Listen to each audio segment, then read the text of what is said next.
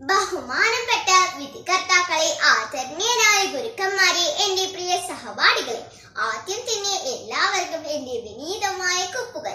സദസ്സിനു മുൻപാകെ ഞാൻ പറയാൻ പോകുന്ന കഥയുടെ പേരാണ് കല്ലുവും മിട്ടുവും.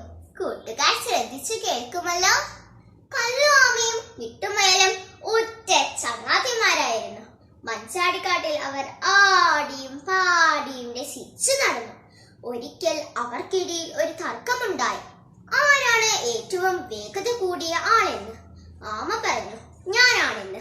മുയൽ വാദിച്ചു താനാണ് ഏറ്റവും വേഗത കൂടിയ ആളെന്ന്. അങ്ങനെ തർക്കത്തിനൊടുവിൽ ഒരു ഓട്ട മത്സരം നടത്താൻ തീരുമാനിച്ചു. മത്സരം നടത്തണമെങ്കിൽ ഒരാളുടെ സഹായമില്ലാതെ പറ്റില്ലല്ലോ. ഡിങ്കൻ കുരങ്ങനെ സമീപിച്ചാലോ? ഓടാനും ചാടാനും മിടുക്കനാണ് ഡിങ്കൻ. ഓട്ട മത്സരത്തിൽ ഡിങ്കനെ വെല്ലാൻ മഞ്ചാടിക്കാട്ടിൽ മറ്റാരുമില്ല. മാത്രമല്ല കാട്ടിലെ എല്ലാ മൃഗങ്ങളുടെയും നല്ലൊരു ചങ്ങാതി കൂടിയാണവൻ. ഡിങ്കൻ നമ്മെ കൈവിടില്ല. വാ, നമുക്ക് ഡിങ്കനെ പോയി കാണാം. കല്ലുവും മിട്ടുവും ഡിങ്കനെ കണ്ട് സംസാരിച്ചു. ഡിങ്കൻ സമ്മതിച്ചു. മത്സരം ആരംഭിക്കുകയായി. ഡിങ്കൻ വിസിലടിച്ചു. വിസിലടിച്ച ശബ്ദം കേട്ടതും ഓടടാ ഓട്ടം. ആമയ്ക്കുണ്ടോ മുയലിനെ പോലെ ഓടാൻ പറ്റുന്നു? പാവം പതുക്കെ നിരങ്ങി വന്നു. പകുതി ദൂരമെത്തി. വെട്ടുമുയൽ തിരിഞ്ഞു നോക്കി. കല്ലു ആമയെ കാണുന്നതേയില്ല.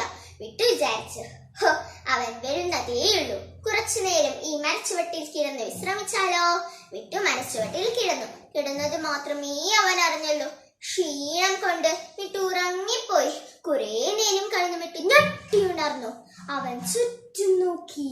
അതാ വിജയശ്രീലാളിതനായ കല്ലു നിൽക്കുന്നു. കൂടെ ഡിങ്കനും. വിട്ടു വിഷമത്തോടെ ഇരുന്നു. അവൻ ചിന്തിച്ചു, തന്റെ അമിത വിശ്വാസമാണ് ഓട്ട മത്സരത്തിൽ തോൽക്കാൻ കാരണമായത്. മറ്റൊരു മത്സരം കൂടി നടത്തിയാലോ? മിട്ടുമുയൽ കല്ലാമയോട് പോയി ചോദിച്ചു. കല്ല് സമ്മതിച്ചു. അങ്ങനെയാണെങ്കിൽ വാ, നമുക്ക് ഡിങ്കനെ പോയി കാണാം.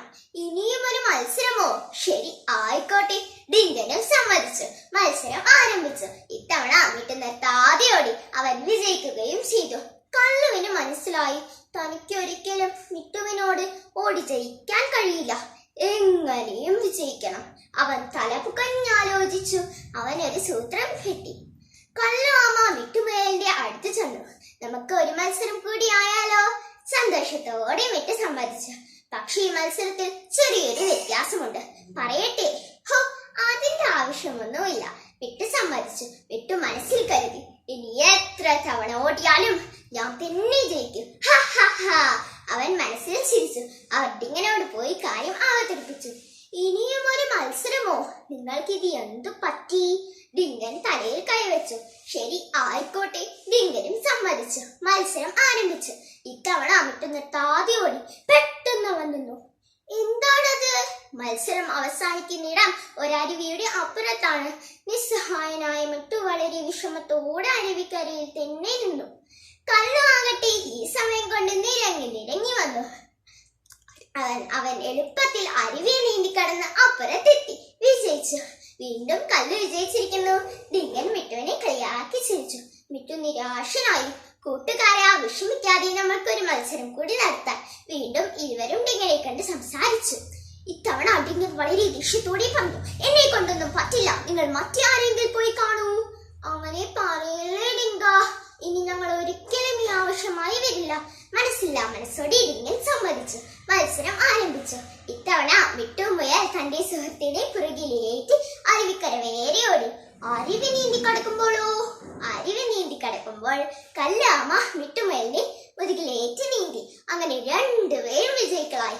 മത്സരം കണ്ടു നിന്ന ഡിങ്കൻ കല്ലുവിനെയും മിട്ടുവിനെയും അഭിനന്ദിച്ചു. കൂട്ടുകാരെ, ഈ കഥയിൽ നിന്ന് നിങ്ങൾക്ക് എന്താണ് മനസ്സിലായത്?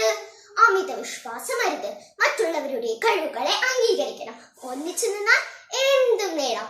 ഒറ്റക്കെട്ടായി പ്രവർത്തിക്കുക, ഒന്നിച്ചു മുന്നേറുക. നന്ദി.